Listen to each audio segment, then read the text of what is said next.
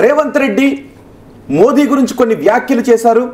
Modi converted BC అంటూ రేవంత్ రెడ్డి మాట్లాడారు.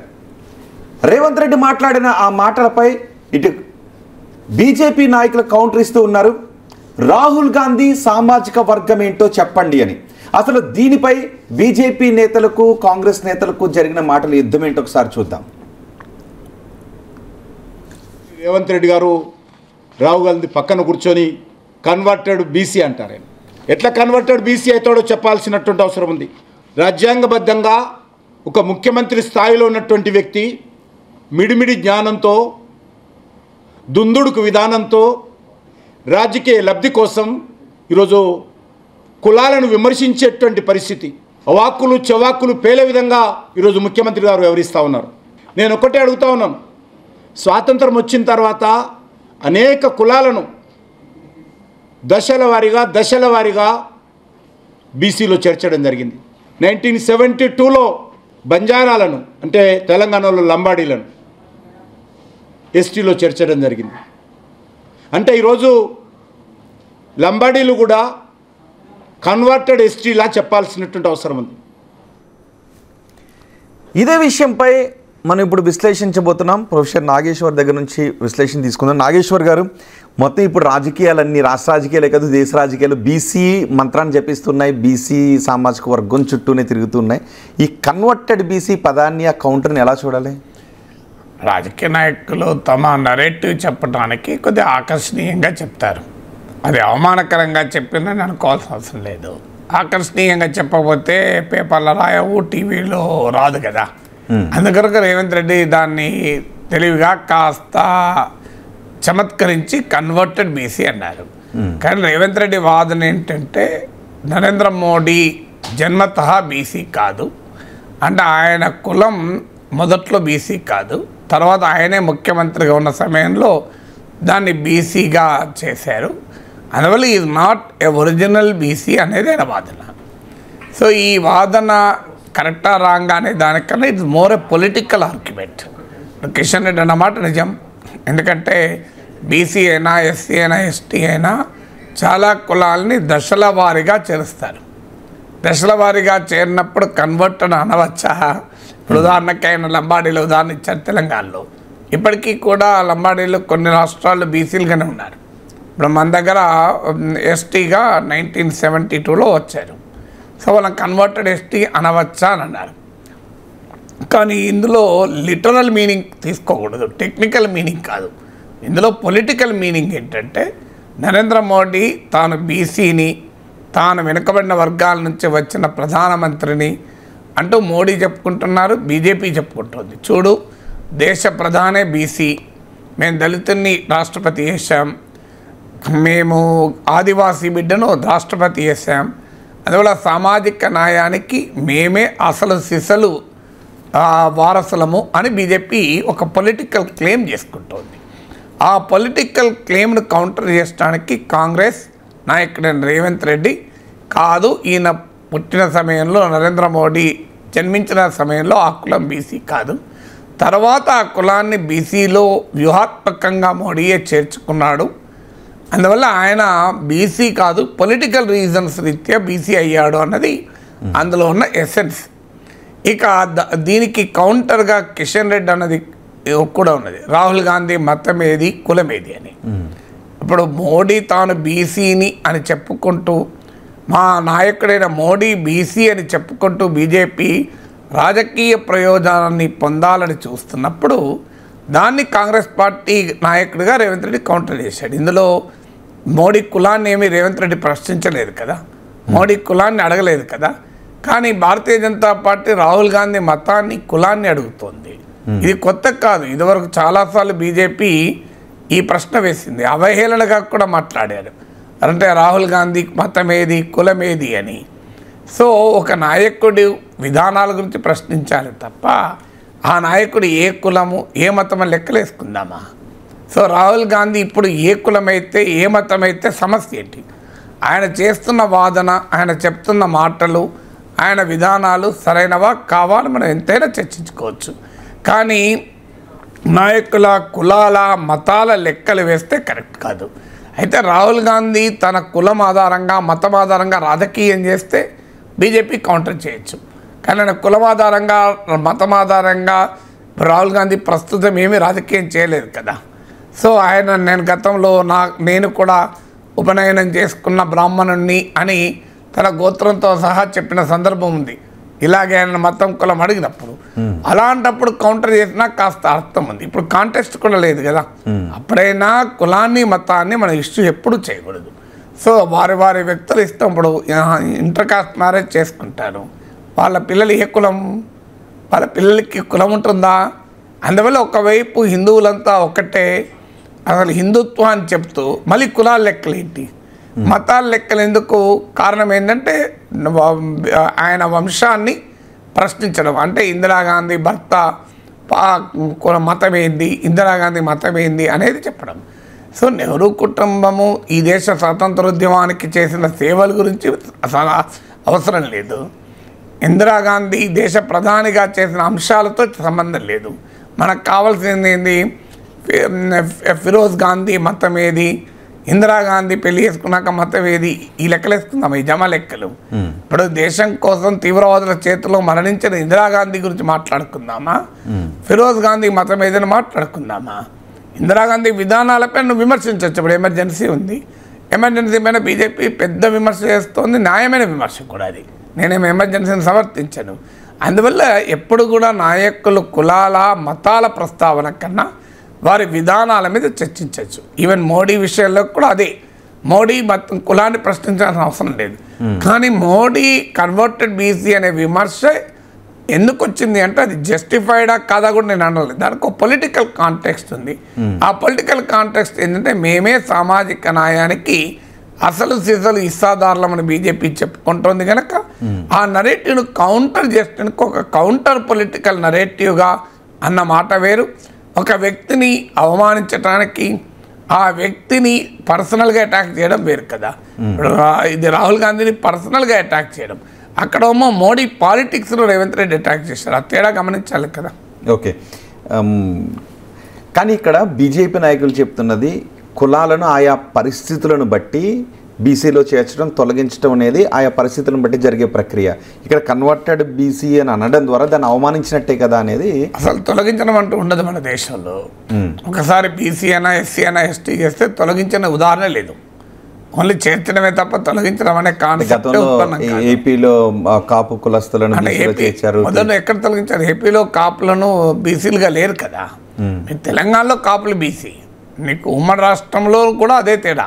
ఉమ్మడి రాష్ట్రంలో అలా మీకు ఒక కులం ఒక ప్రాంతంలో రాష్ట్రంలో ఉంటారు. ఎక్కడ కూడా బీసీగా తొలగిస్తే మామూలుగా గందరగోళం అవుతుందా? అంత చిన్న విషయం కాదు కులాన్ని రిజర్వేషన్ల పరిధిని తొలగించడం. ఇక ఇక్కడ అంటే అభ్యంతరం కన్వర్టెడ్ అన్న పదం పైన, కన్వర్టెడ్ అనే పదం పైన అభ్యంతరం చెప్తే చెప్పచ్చు. నా పాయింట్ ఏంటంటే ఆ కన్వర్టెడ్ అన్న పదాన్ని ఒక పొలిటికల్ కాంటెక్స్ట్లో చూడాలి అని. బీజేపీ ఆ పొలిటికల్ కాంటెక్స్ట్లో చూడదలుచుకోకపోతే విమర్శించుకోవచ్చు, అభ్యంతరం లేదు. ఆ పొలిటికల్ కాంటెక్స్ట్ విడగొట్టి కన్వర్టెడ్ అన్నారు కదా, కులం కన్వర్టెడ్ ఉండదు కదా. కులం మతం మాత్రమే కన్వర్ట్ చేసుకోవచ్చు. మన దేశంలో కులం మార్పిడికి స్కోపే లేదు. మతం మార్పిడి ఉంటుంది తప్ప మతం అనేది విశ్వాసం, కులం అనేది జన్మతః వచ్చే జాడ్యం అది. సో అందువల్ల కులం మారదు, మతం మారచ్చు. మతాలు మారినా కులాలు మారదు. మీరు గమనిస్తే రెడ్డి క్రిస్టియన్స్ ఈవెన్ ఇప్పుడు రెడ్డి క్రిస్టియన్ అమ్మాయి మాల క్రిస్టియన్ అబ్బాయికి పెళ్లి చేస్తారా? చేయరు మీకు ఇప్పటికీ కూడా. అందువల్ల కన్వర్ట్ అయిన తర్వాత కూడా మతం మారినాక కూడా కులం మారలేదు మన దేశంలో. అందువల్ల మతం కన్నా కులం చాలా పవర్ఫుల్. అందుకే కదా బీజేపీ హిందుత్వ పాలిటిక్స్ను మండల్ పాలిటిక్స్ బాగా యూపీలో బీహార్లో ఎదుర్కొంది కదా. సో అందువల్ల ఇండియాలో కాస్ట్కు ఉండేటువంటి ప్రత్యేకత అది ఒక రకమైన ఆ ప్రత్యేకత అంటే మతం మారినా కూడా చాలా సందర్భాల్లో కులం మారదు, అలాగే ఉంటుంది. వాళ్ళు ఇప్పుడు రెడ్డి క్రిస్టియన్స్ నీకు మాల క్రిస్టియన్స్ ఈక్వల్గా చూస్తారా? ఇంపాసిబుల్, చూడరు. పెళ్ళిళ్ళు జరుగుతాయా? సో అందువల్ల కులానికి ఉండే ప్రత్యేకత ఇది ఇక్కడ. అందువల్ల కన్వర్టెడ్ కులం ఉండే స్కోపే లేదు. కులం మార్పిడి జరగదు దేశంలో, మతం మార్పిడి జరుగుతుంది. ఎందుకంటే మతం విశ్వాసానికి సంబంధించింది. మతం అనేది జన్మతో సంబంధం లేదు, మతం విశ్వాసంతో సంబంధించింది. అందువల్ల కన్వర్టెడ్ రిలీజన్ ఉంటుంది. కన్వర్టెడ్ మతం కులం ఉండదు. అయితే రేవంత్ రెడ్డి అన్న కాంటెక్స్ట్ అది పొలిటికల్ కాంటెక్స్ట్గా చూస్తే తప్పు కాదు. లేదు మీరు కన్వర్ట్ అన్న పదం ఎందుకు వాడారు అంటే రాజకీయాల్లో కాస్త క్రియేటివ్గా ఒక విషయాన్ని వ్యక్తీకరించడానికి చాలా సందర్భాల్లో వాడుతుంటారు చాలా పదాలు కదా. రేవంత్ రెడ్డి ఉపరాష్ట్రపతి పదవి దత్తాత్రేయకి ఇవ్వండి అని బీజేపీకి ఒక సూచన చేశారు. దానికి బీజేపీ నాయకులు ఏం చెప్తున్నారంటే మీరు కూడా సామాజిక న్యాయం గురించి మాట్లాడుతున్నారు, బీసీల గురించి మాట్లాడుతున్నారు కదా, మీరు ముఖ్యమంత్రి పదవిని మహేష్ గౌడ్కి లేదంటే పొన్నం ప్రభాకర్కి మీరే ఇస్తారా అంటూ ఇటు బీజేపీ నేతలు రామచంద్రరావు మాట్లాడారు. ఒకసారి ఆ విషయం గురించి జరిగిన కౌంటర్ ఏంటో చూద్దాం.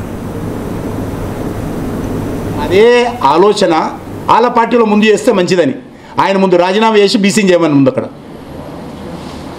ఆయన ఏమని ముందు ఆయన ముఖ్యమంత్రిగా ఆయన రాజీనామా చేసి బీసీని ముఖ్యమంత్రి చేయమను, అలా పార్టీ ఫ్లోర్ అపోజిషన్ పార్టీ లీడర్గా ఆ నాయకుని రాజీనామా చేసి బీసీని పెట్టమను ఢిల్లీలో. తర్వాత వేరే పార్టీలకు శుద్ధులు చెప్పొచ్చు, ఆయన అదే ఆలోచన వాళ్ళ పార్టీలో ముందు చేస్తే మంచిదని ఆయన ముందు రాజీనామా. నాగేశ్వర్ గారు ఇక్కడ కూడా బీసీ చుట్టూనే తిరిగింది. దత్తాత్రేయను ఉపరాష్ట్రపతిని చేయొచ్చు కదా, దానికి రాజీనామా తర్వాత అని రేవంత్ రెడ్డి అంటే మీరు సామాజిక న్యాయం ఇక్కడ పాటించండి, ఏం చేయాలో మాకు తెలుసు అని వీళ్ళు మాట్లాడుతున్నారు. ఇప్పుడు వైస్ ప్రెసిడెంట్ అనేది ఒక పొలిటికల్ కాంటెక్స్ట్. భారతీయ జనతా పార్టీని కాంగ్రెస్ ముఖ్యమంత్రి నిర్ణయిస్తారు, నాకు అర్థం కాని అంశం. అయితే రేవంత్ రెడ్డి ఒక వ్యూహాత్మకంగా ఈ మాట చెప్పాడు. ఎందుకంటే రేవంత్ రెడ్డి పొలిటికల్గా చాలా ఇంటెలిజెంట్. నేను శాసన మండలిలో కూడా నాకు 2 years బెంచ్ మేట్. నేను చూసేవాడిని, చాలా తెలివిగా మాట్లాడడం రేవంత్ రెడ్డికి ఉన్న ప్రత్యేకత. ఆ తెలివి ఆయనను ఆ మాట్లాడే తెలివి ఆయన రాజకీయ సక్సెస్లో ఒక ముఖ్యమైన అంశం. సో కేసీఆర్ పై జరిపిన పోరాటంలో కానీ ఆయన రాజకీయాల్లో ఇంత ఫాస్ట్గా ఎదగటానికి కారణం కూడా ఇది ఎబిలిటీ టు కమ్యూనికేట్. చాలా బాగా మాట్లాడగలుగుతాడు కనుక చాలా తెలివిగా మాట్లాడతాడు. రాజకీయాల్లో ఏంటంటే తెలివిగా మాట్లాడితే మీడియాలో కవరేజ్ వస్తుంది, ప్రజల దృష్టి వస్తుంది, దానిపైన చర్చలుగా చర్చలు జరుగుతాయి. లేకపోతే దాన్ని ఎవరు పట్టించుకుంటారు? అందువల్ల పబ్లిక్ డొమైన్లో పబ్లిక్ డిస్కోర్స్లో రాజకీయ నాయకుడు ఉండాలని కోరుకుంటాడు కనుక దానికి అనుగుణంగా చాలా సృజనాత్మకంగా, వ్యంగ్యంగా, విమర్శనాత్మకంగా, ఇలా సటారికల్గా, క్రిటికల్గా, ఇంట్రెస్టింగ్గా, స్ట్రేంజ్గా మాట్లాడుతుంటారు. కొంతమంది అయితే ఏకంగా బూతులు కూడా మాట్లాడుతుంటారు. ఎందుకంటే అట్లయితేనే జనం చూస్తారు, చదువుతారు అని. సో అందులో భాగంగా వైస్ ప్రెసిడెంట్ ఎలక్షన్లలో రేవంత్ రెడ్డి వ్యాఖ్య చేశాడు. ఈ వ్యాఖ్య చేయడం ద్వారా చూడు తెలంగాణ బిడ్డకు మీరు కనుక వైస్ ప్రెసిడెంట్ చేస్తే మేము సపోర్ట్ చేస్తామని, తెలంగాణ బిడ్డకు వైస్ ప్రెసిడెంట్ చేస్తామని సపోర్ట్ చేస్తామనడం. అసలు రాహుల్ గాంధీ అన్నది రేవంత్ రెడ్డి కాదు కదా. ఇప్పుడు దత్తాత్రేయ నిజంగానే బీజేపీ పెట్టింది అనుకుందాం, రేవంత్ రెడ్డి చెప్తే సరిపోతుందా? రాహుల్ గాంధీ ఎక్కడన్నా చెప్పాడు అబ్బా దత్తాత్రేయను వైస్ ప్రెసిడెంట్ చేస్తే మేము సపోర్ట్ చేస్తామని? అసలు కాంగ్రెస్ పార్టీ చెప్తే మరి ఇండియా కూటమి సంగతి ఏంటి? అయినా ఇండియా కూటమికి కూడా బలం లేదు కదా. ఇప్పుడు పార్లమెంట్ మొత్తంలో 792 members ఉన్నారు. అందులో 392 ఓట్లు వస్తే గెలుస్తారు. ఎందుకంటే ఉపరాష్ట్రపతి ఎన్నికకు ఉభయ సభల సభ్యులు ఓట్లేస్తారు. 392లో గెలుచడానికి మ్యాజిక్ నెంబర్ అవసరం ఉంటే ఎన్డీఏకు బీజేపీ మిత్రపక్షాలతో కలిపితే 423 సీట్స్ ఉన్నాయి. అంటే వెల్ అబోవ్ 31 మంది ఎక్కువ ఉన్నారు. యాక్చువల్గా ఉండాల్సిన దానికన్నా కూడా 31 MPs ఓట్లు ఎక్కువ ఉన్నాయి.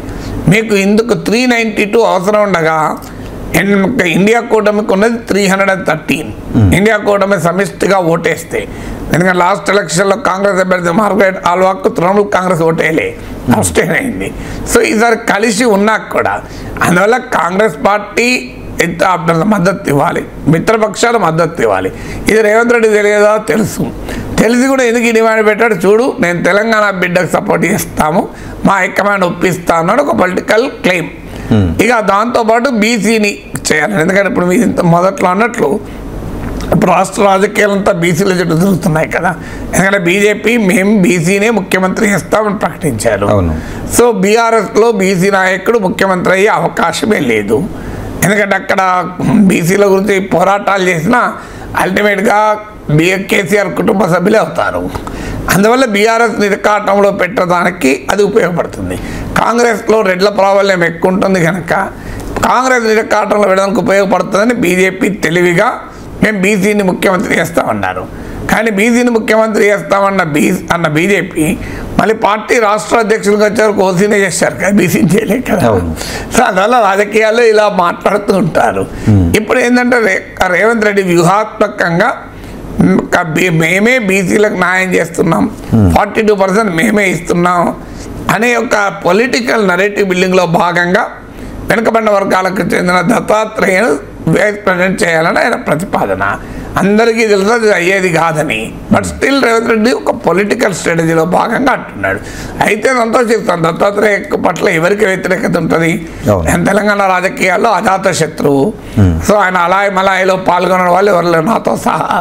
అందువల్ల దత్తన్న అంటే తెలంగాణలో అందరికీ అభిమానమే, తెలుగు రాష్ట్రాల్లో కూడా అభిమానమే. కానీ వైస్ ప్రెసిడెంట్ అనేది భారతీయ జనతా పార్టీ రాజకీయ వ్యూహాల ఆధారంగా ఉంటుంది. అందువల్ల రేవంత్ రెడ్డి ఒక తెలివిగా అన్నాడు. దీన్ని ఎలా కౌంటర్ చేయాలి? రామచంద్రరావు ఈక్వల్లీ ఇంటెలిజెంట్గా కౌంటర్ చేశాడు.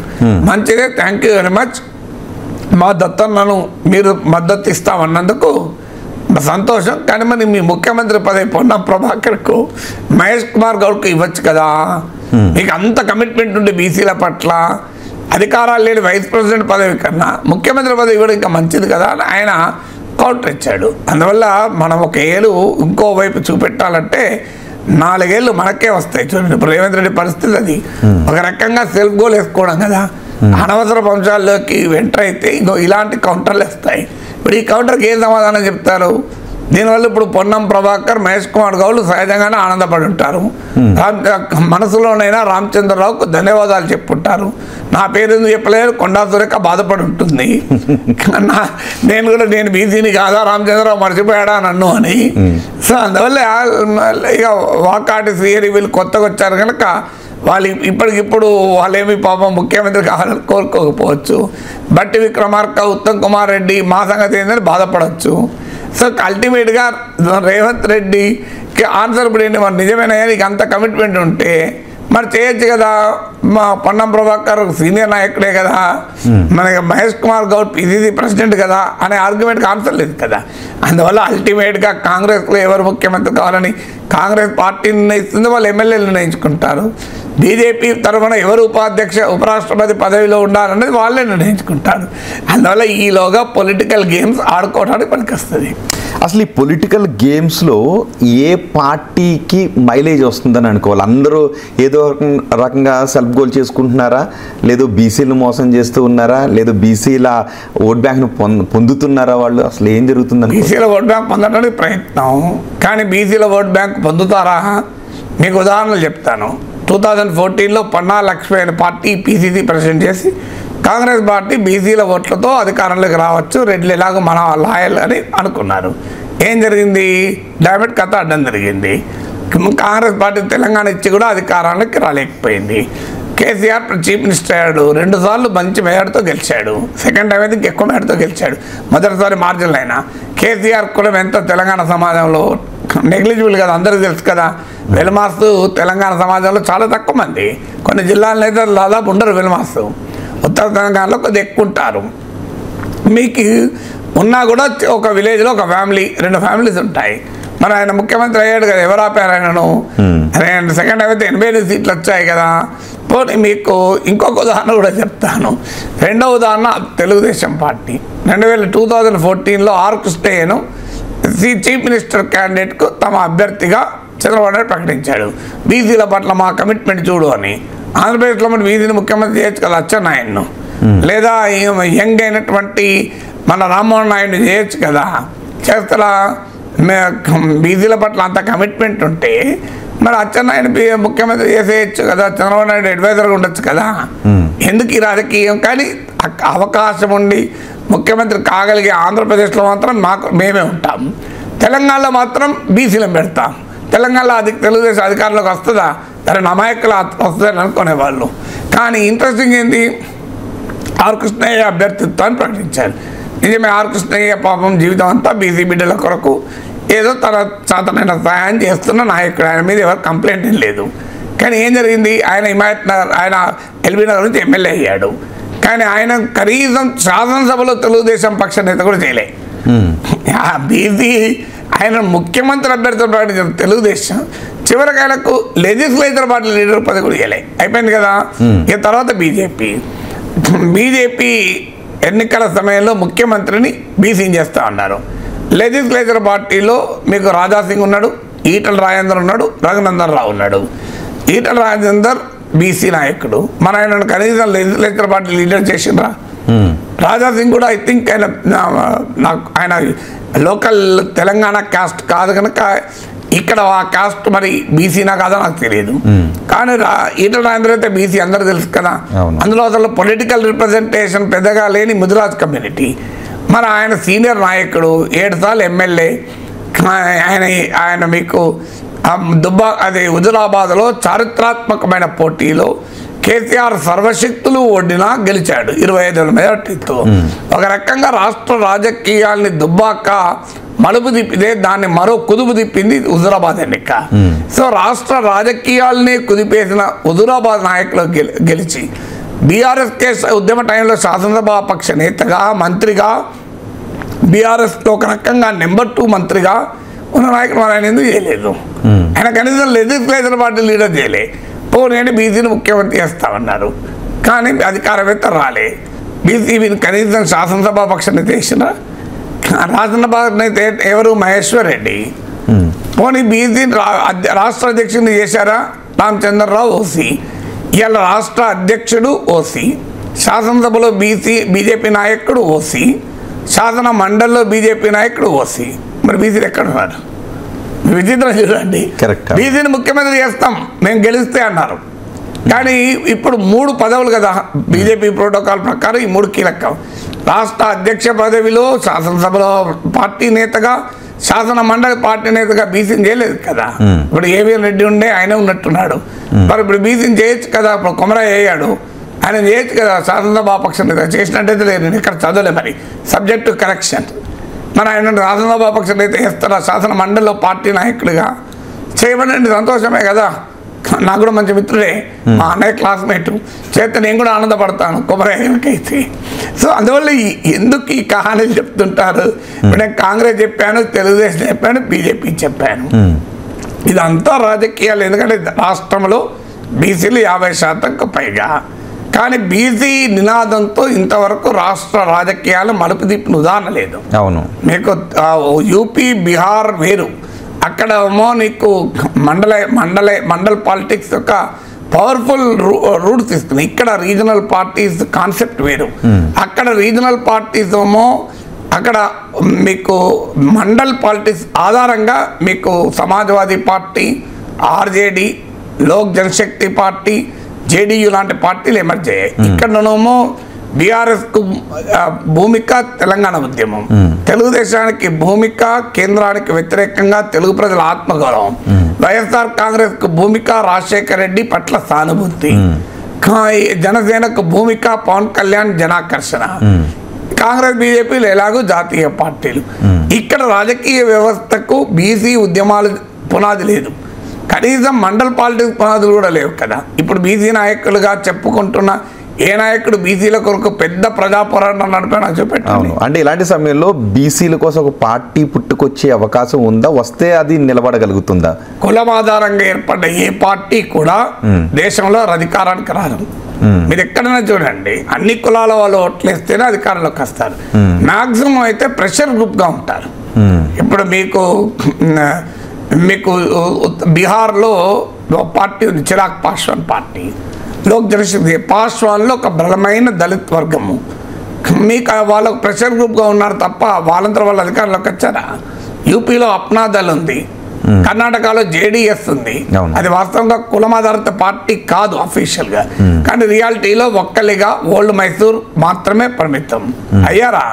మీకు పట్టలి మక్కలి కచ్చి ఉంది తమిళనాడులో, వాళ్ళు ఒక కులానికి రిప్రజెంట్ చేస్తారు అయ్యారా. మీకు ఇట్లా చాలా దేశంలో అనేక రాష్ట్రాలు చెప్తాను నేను. ఒకే కులం ఆధారంగా పార్టీలు పెట్టి సక్సెస్ అయిన ఉదాహరణ లేవు. బహుజన్ సమాజ్ పార్టీ కూడా కులం ఆధారంగా రాలేదు. బహుజన్ అని అనగానే కుల వాళ్ళు ఈవెన్ బ్రాహ్మణులకు 54 టికెట్లు ఇచ్చారు. మాయావతి సీఎం అప్పుడు 54 ఎమ్మెల్యేస్ బ్రాహ్మణ్ ఎమ్మెల్యేస్.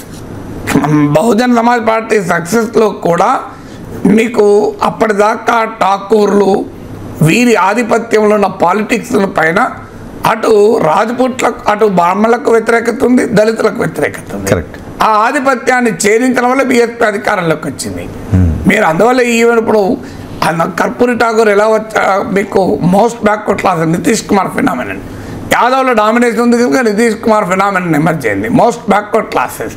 సో అందువల్ల బ్యాక్వర్డ్ క్లాస్ ఐడెంటిటీ అనేది తెలంగాణలో నేపథ్యం వేరు. తెలంగాణలో మీకు తెలంగాణ ఉద్యమాలు, తొలిదశ మలిదశ ఉద్యమాలు, అంతకుముందు నక్సలైట్ ఉద్యమాలు, అంతకుముందు కమ్యూనిస్ట్ ఉద్యమాలు, ఇక్కడ అస్తిత్వ ఉద్యమాల చరిత్ర లేదు మనకు.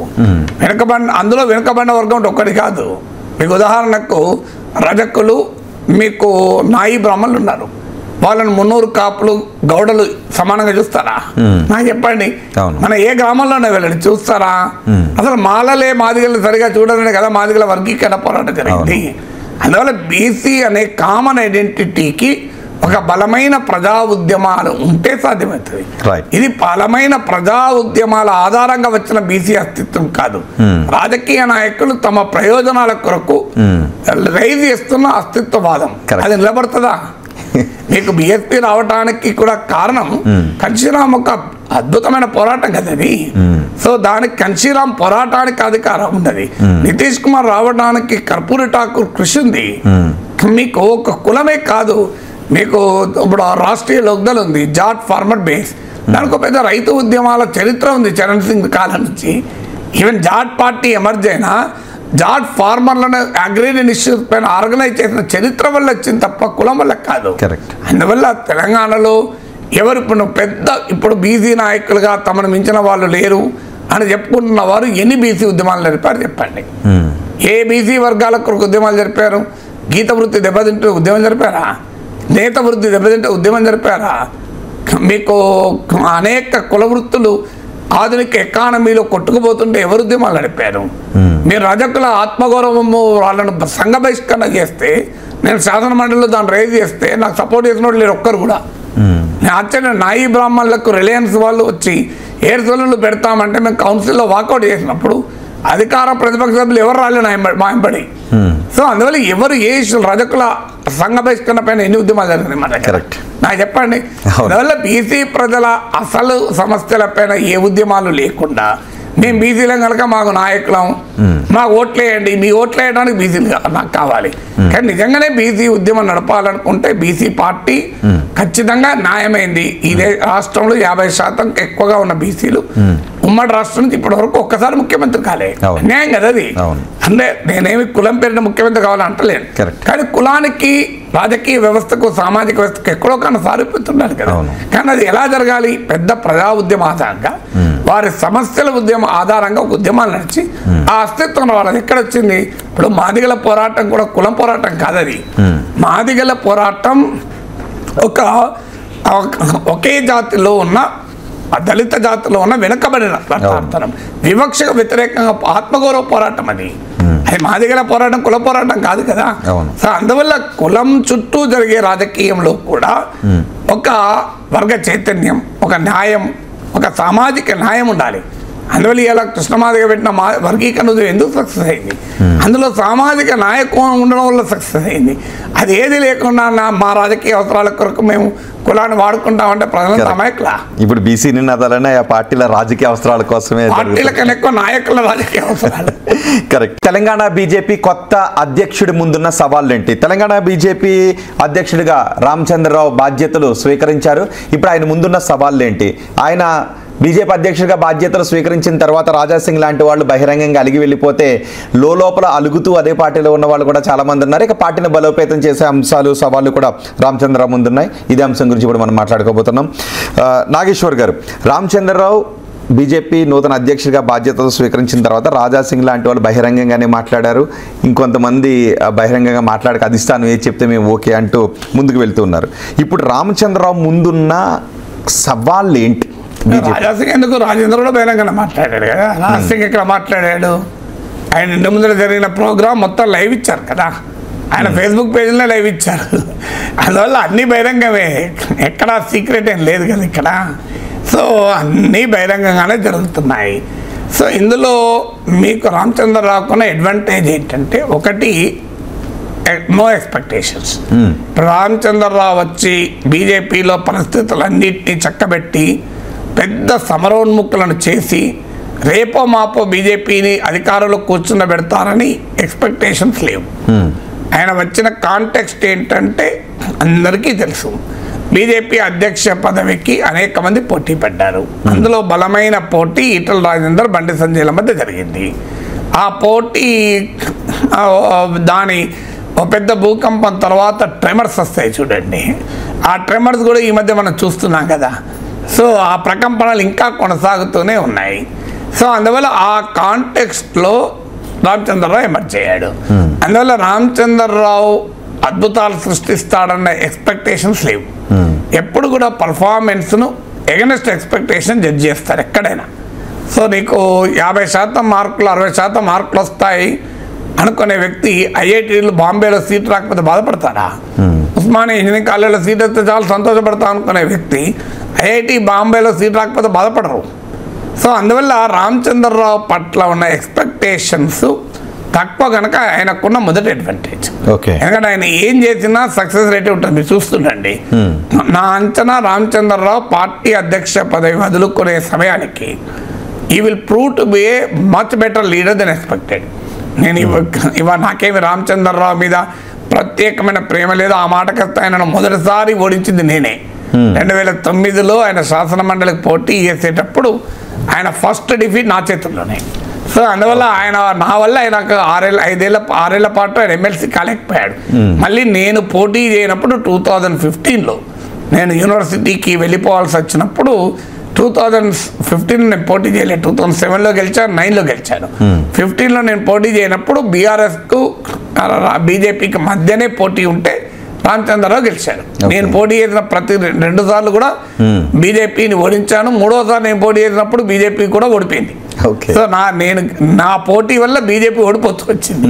అందువల్ల రామచంద్రరావు నా బాధితుడు. సో అందువల్ల రామచంద్రరావు పైన ఏదో ప్రత్యేకమైన ప్రేమతో నేను చెప్పడం లేదు, ఎందుకంటే ఈ డిస్క్లైమర్ ముందే ఇస్తున్నాను. కానీ రియాలిటీ ఏంటి, రామచంద్రరావు పట్ల ఉన్న ఎక్స్పెక్టేషన్స్ సమస్య లేదు కనుక ఆయనకున్న అడ్వాంటేజ్ అది. కానీ అందువల్ల ఆయన డెఫినెట్గా he will prove much better than what everybody expected. ఈ మాట అంటే బీజేపీలో కూడా చాలామంది ఒప్పుకుంటలేరు, బయట కాదు, బయట రాజకీయ విశ్లేషకులు, నాయకులు, జర్నలిస్ట్ మిత్రులు కూడా అంగీకరిస్తలేరు. కానీ నేను డే 1 చెప్తుండేది మీకు ఎప్పుడే కాదు, రామచంద్రరావు ప్రెసిడెంట్ కాకముందు కూడా రామచంద్రరావు కాబోతున్నాడు అవకాశాలు ఆయనకు ఉన్నాయని కూడా చెప్పాను.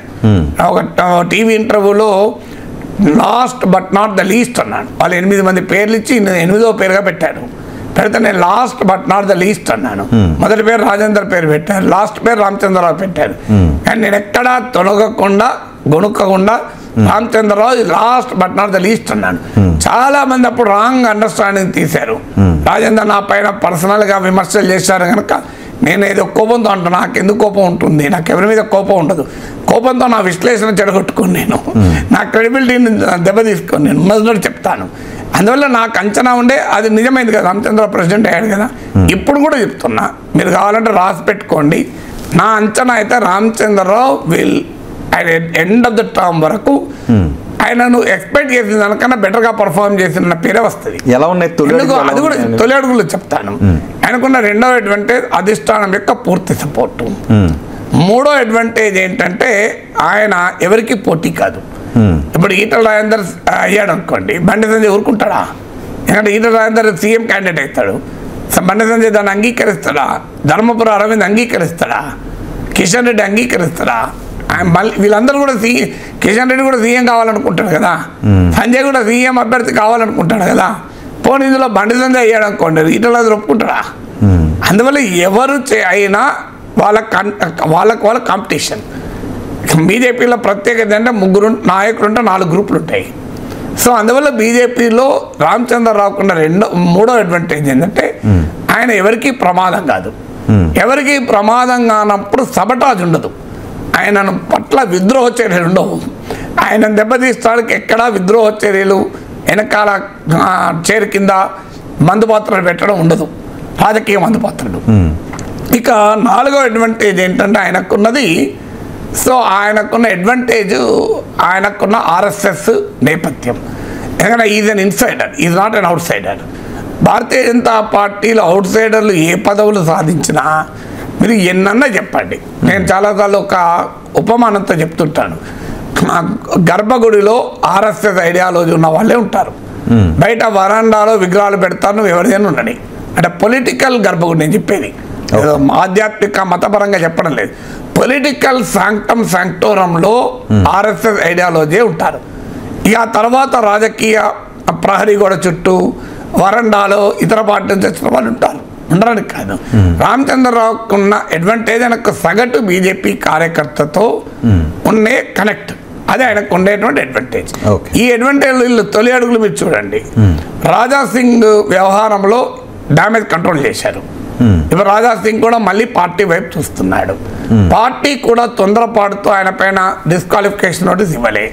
మీరు చూస్తున్నాంటే రాజా సింగ్ మళ్ళీ బీజేపీలో చేస్తాడు, బీజేపీ అయినా చేర్చుకుంటుంది. సో అక్కడ డ్యామేజ్ కంట్రోల్ అయిపోయిందా. రెండు, రాజేందర్ వర్సెస్ సంజయ్ ఎపిసోడ్.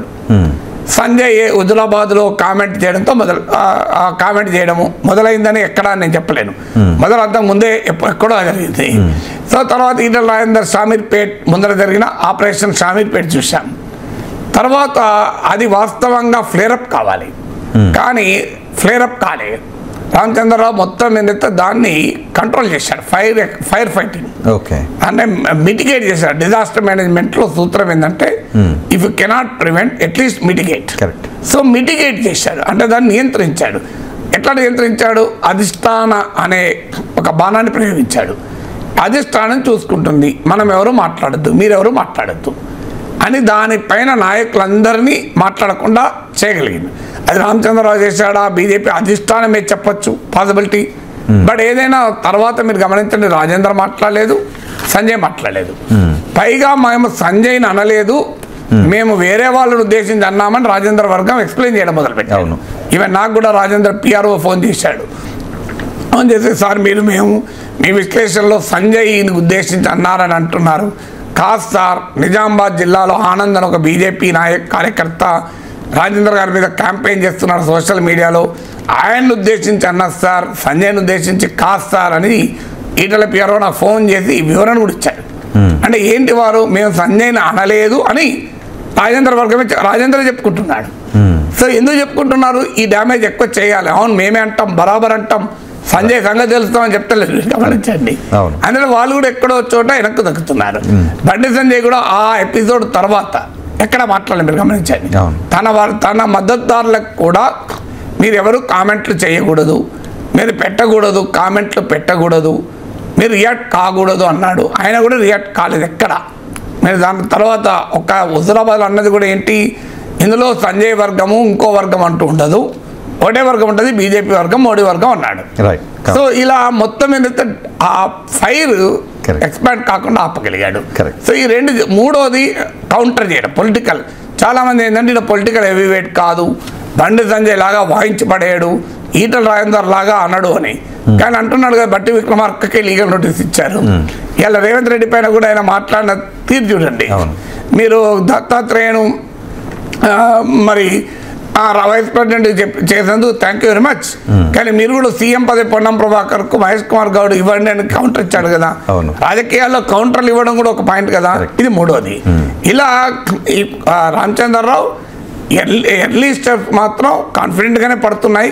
చాలా మంది బీజేపీ కార్యకర్తలు నాయకులు చెప్పేదని ఆయన మొదటి స్పీచ్లోనే తాను ఏదో మీరు వేస్ట్ అనుకుంటున్నారు, లైట్ అనుకుంటున్నారు, సో మీరు అనుకున్నంత లైట్ కాదు, వేస్ట్ కాదు అని ఒక స్ట్రాంగ్ సిగ్నల్ ఇచ్చాడంటున్నారు. బట్ చూడాలి ఏ రకంగా ముందుకెళ్తాడు. కరెక్ట్. మొన్న వారం రోజుల క్రితం ఈటెల రాజేందర్ కొంచెం ఆవేదనగా మాట్లాడారు. ఆయన మాట్లాడిన మాటల్లో బండి సంజయ్ని ఉద్దేశించి మాట్లాడారంటూ పెద్ద ఎత్తున చర్చ కూడా జరిగింది. కడుపులో కత్తులు పెట్టుకుని కౌగులించుకుంటున్నారు అనే మాటలు మాట్లాడారు. హుజూరాబాద్ నాది అంటూ మాట్లాడారు ఆయన మల్కాజ్గిరి ఎంపీగా ఉండి. సో ఆ తర్వాత పెద్ద ఎత్తున చర్చ జరిగింది. ఇప్పుడు ఆ వ్యవహారం అంతా కూడా సైలెంట్ అయిపోయింది. ఏంటి ఇదంతా సైలెంట్ అయిపోవడానికి కారణం ఏంటి అనే చర్చ కూడా జరుగుతుంది. ఈ విషయం గురించి ఇప్పుడు మనం మాట్లాడుకోబోతున్నాం.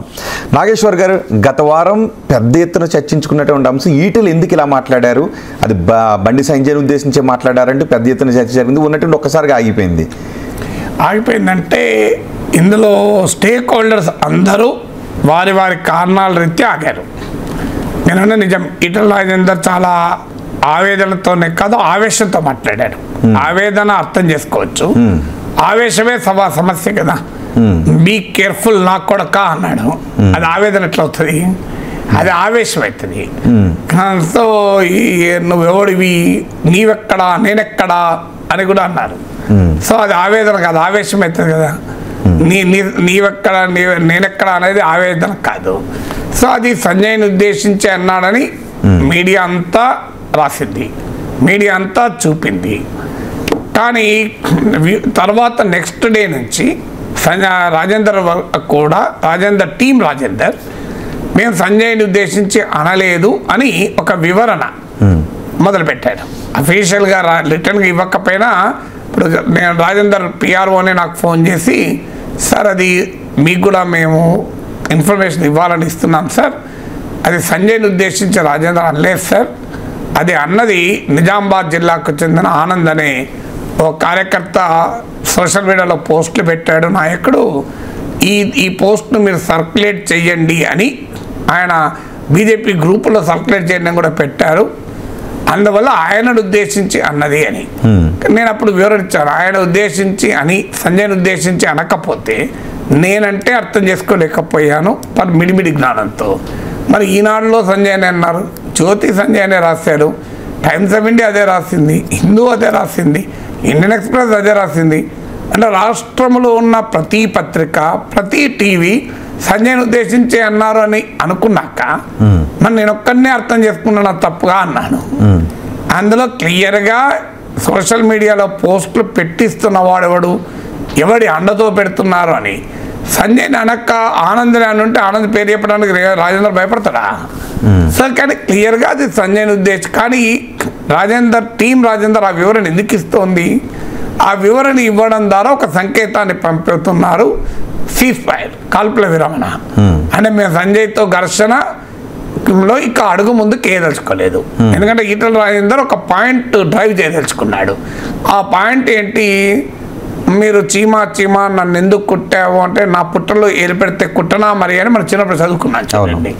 సో ఒక మెసేజ్ ఇవ్వదలుచుకున్నాడు, హుజురాబాద్లో నా బేస్ నేను పోగొట్టుకోదలుచుకోలేదు, దాని కొరకు ఎవరు ప్రయత్నం చేసినా that is the red line, అది క్రాస్ అయితే రాజేందర్ ఊరుకోడు అని ఒక సందేశాన్ని పంపించాడు. ఆ సందేశం పంపిన తర్వాత ఈటల రాజేందర్ ఇప్పటికిప్పుడు ఏదో బీజేపీ నుంచి వెళ్ళిపోవాలనుకుంటే దాన్ని మరింతగా పెంచేవాడు.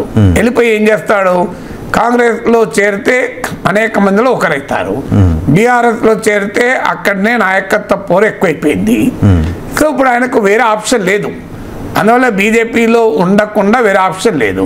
బీజేపీలో ఇంకా డోర్ పూర్తిగా మూతపడలేదు, ఇంకా అవకాశము ఆయన ఆశిస్తున్నది ఏంటంటే కేంద్ర మంత్రి కావచ్చని, అది రూల్ అవుట్ కూడా చేయలేము. అందువల్ల బీజేపీలో తనకు ఆపర్చునిటీ ఎగ్జాస్ట్ కాలేదు, బీజేపీతో ఆయన వెళ్ళదలుచుకోలేదు, వేరే పార్టీలో ఆపర్చునిటీస్ లేవు. అప్పుడు ఏం చేయాలి, అందుకొరకే ఆ లిమిటెడ్ పాయింట్ డ్రైవ్ చేసి ఆయన ఊరుకున్నాడు. ఇక నేను ఇంకా ముందుకు తీసుకెళ్తే ఏమవుతుంది, ఆటోమేటిక్గా బీజేపీ పార్టీ కూడా రియాక్ట్ అవుతుంది స్టేజ్ దాటితే.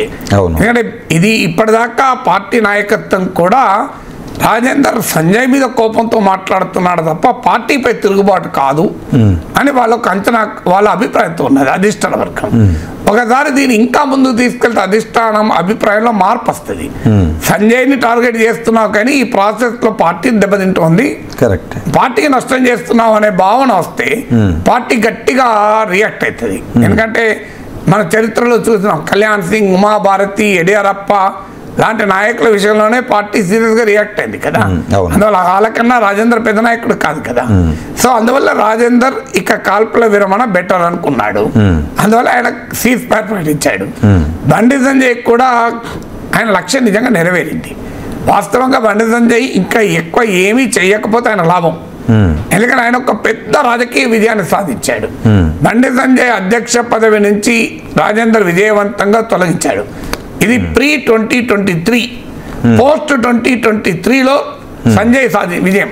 అంటే సినిమా ఇంటర్వెల్కు ముందు ఈటల రాజేందర్ విజయం సాధిస్తే ఇంటర్వెల్ తర్వాత బండి సంజయ్ విజయం సాధించాడు. అందువల్ల బీజేపీ అంతర్గత రాజకీయాల సినిమాలో ఇద్దరు హీరోలు, ఒకరు ఈటల రాజేందర్, రెండు Bandi Sanjay. Before interval Etela Rajender hero, after interval బండి సంజయ్లో. సో అందువల్ల బండి సంజయ్ తన రాజకీయ లక్ష్యం నెరవేరింది. మరి ఇక్కడ పార్టీ ఆయన పార్టీ చెప్తాను. సో బండి సంజయ్ రాజకీయ లక్ష్యం నెరవేరింది. ఎవరు చాలా మంది ఊహించిన దానికి భిన్నంగా రామచంద్రరావు అధ్యక్షుడయ్యాడు. ఎవరు అవునన్నా కాదన్నా అందులో నిజమెంత అనే దాంతో చర్చ లేకుండా రాజేందర్ను బండి సంజయ్ ఆపగలిగాడు. ప్రెసిడెంట్ కాకుండా ఆపాడు. అది బండి సంజయ్ కృషి ఇంకెవరిదన్నా అయినా కూడా ఈ అభిప్రాయం అయితే వచ్చింది కదా, పార్టీలో వచ్చింది, అంతలా వచ్చింది. సో బండి సంజయ్ ఇక కామ్గా ఉంటే పని అయిపోతుంది. కానీ బండి సంజయ్ కూడా తన పార్లమెంట్ నియోజకవర్గ పరిధిలో హుజూరాబాద్తో సహా తన కంట్రోల్ ఉండాలి అనే ఒక ప్రయత్నం. ఈటల రాజేందర్ మల్కాజ్గిరి ఎంపీ అయ్యాక కూడా తన భవిష్యత్ అంతా పొలిటికల్ ఫ్యూచర్ హుజూరాబాద్తో లింక్ అయి ఉంది కనుక హుజూరాబాద్లో ఉండాలి అని ఆయన ప్రయత్నం. ఇద్దరు పార్టీ కోసం కాకుండా తమ వ్యక్తిగత ప్రాబల్యం కోసం ప్రయత్నించారన్నది పార్టీ అభిప్రాయం. అందువల్ల బండి సంజయ్ కూడా ఒక సంకేతం క్లియర్గా వచ్చింది. రామచంద్రరావు బహిరంగంగానే చెప్పారు. రామచంద్రరావు అన్నాడంటే ఎవరన్నట్టు అది అధిష్టానం అన్నట్టు. సో రామచంద్రరావు ఏమన్నాడు, దీన్ని అధిష్టానం చూసుకుంటుంది అన్నాడు. చూసుకుంటుందని రామచంద్రరావు అన్నాడు, కానీ బహుశా చూసుకొని ఉండాలి ఇప్పటికే. మీరిద్దరూ మాట్లాడకండి ఇక అని. అంటే దీనికి కాలమే పరిష్కారం చెప్తుంది అని.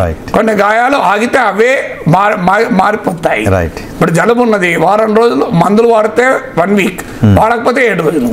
సో అది బండి సంజయ్ వైపు. ఇక పార్టీ వైపు నుంచి చూస్తే పార్టీ ఇప్పటికిప్పుడు ఇటువంటి వదులుకోదలుచుకోలేదు.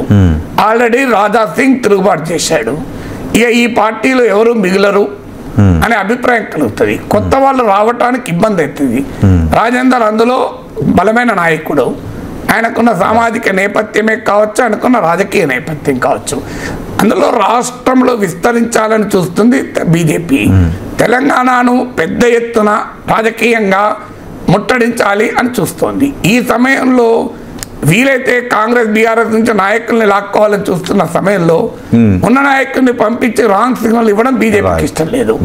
అందువల్ల బీజేపీకి ఇంకో సమస్య కూడా ఏంటంటే, ఇలా సంజయ్కి తన పార్లమెంట్ నియోజకవర్గం కనుక మీరు హుజూరాబాద్లో ఆయనకి ఆధిపత్యం ఉండాలి అనే దాన్ని అంగీకరిస్తే మిగతా ఎంపీలు కూడా అదే అడుగుతారు కదా. సో దాన్ని బీజేపీకి అది పెద్ద తలనొప్పిగా మారుతుంది.